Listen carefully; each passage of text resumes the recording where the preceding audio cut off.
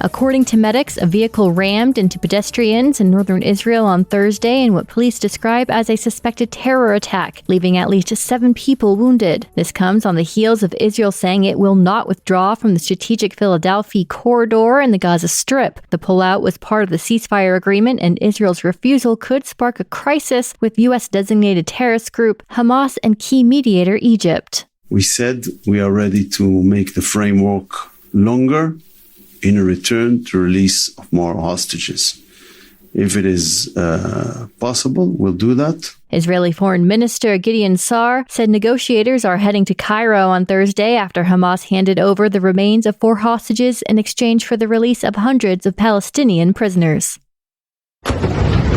Crowds fled and at least 11 people were killed and scores wounded as gunfire and explosions rang out at a mass rally held by M23 rebel leader Konye Nanga in Democratic Republic of Congo's eastern city of Bukavu on Thursday. Antoine Anganze is an eyewitness.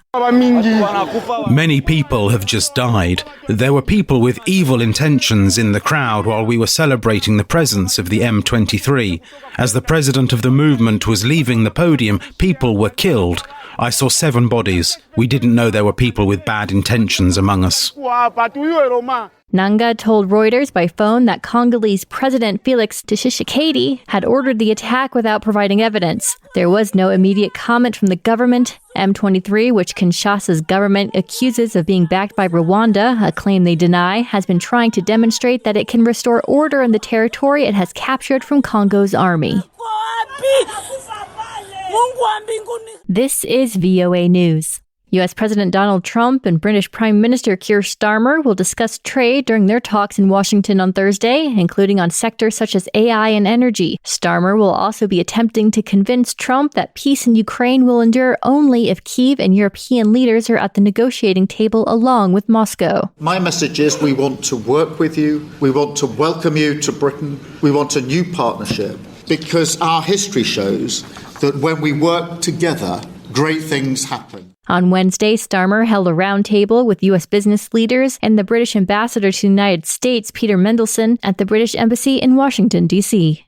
U.S. President Donald Trump said on Thursday that his proposed 25% tariffs on Mexican and Canadian goods will go into effect on March 4th, as scheduled, because drugs are still pouring into the U.S. from those countries. The EU and France said on Thursday they are preparing for possible impacts of Trump's threats to introduce tariffs on European Union imports, deeming it an irresponsible trade strategy. Of course, if they strike us, we'll have to respond. This is not the right choice. I think it's really toxic for our transatlantic relationship, but also a really big challenge for our European agriculture sector as well as for the American one.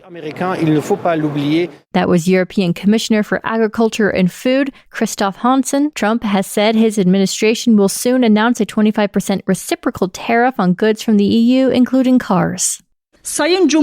Imprisoned Kurdish leader Abdullah Öcalan has called on his militant group to lay down its arms and dissolve as part of a bid to end a 4-decade-long conflict that has claimed tens of thousands of lives. In a message from his prison on an island off Istanbul on Thursday, Öcalan said the Kurdistan Workers' Party, or PKK, should hold a congress and decide to disband. He said, quote, "All groups must lay down their arms and the PKK must dissolve itself," unquote. The latest peace efforts began in October when President Tayyip Erdogan's coalition partner suggested that Öcalan could be granted parole if the PKK renounces violence and disbands.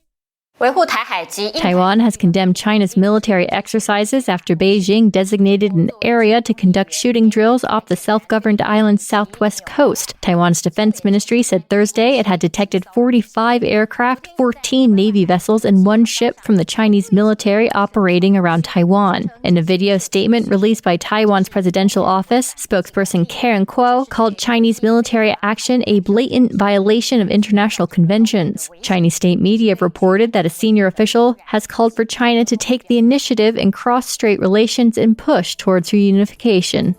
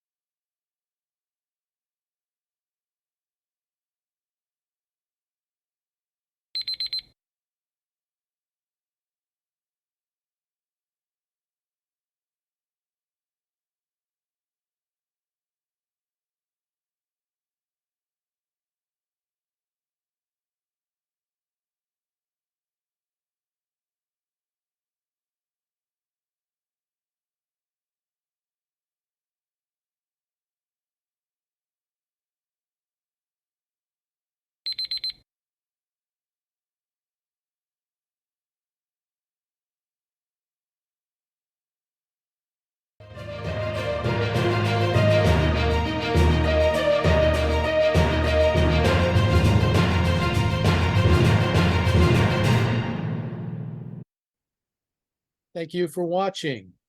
Can you do me a favor? Please leave a comment in the comments section below.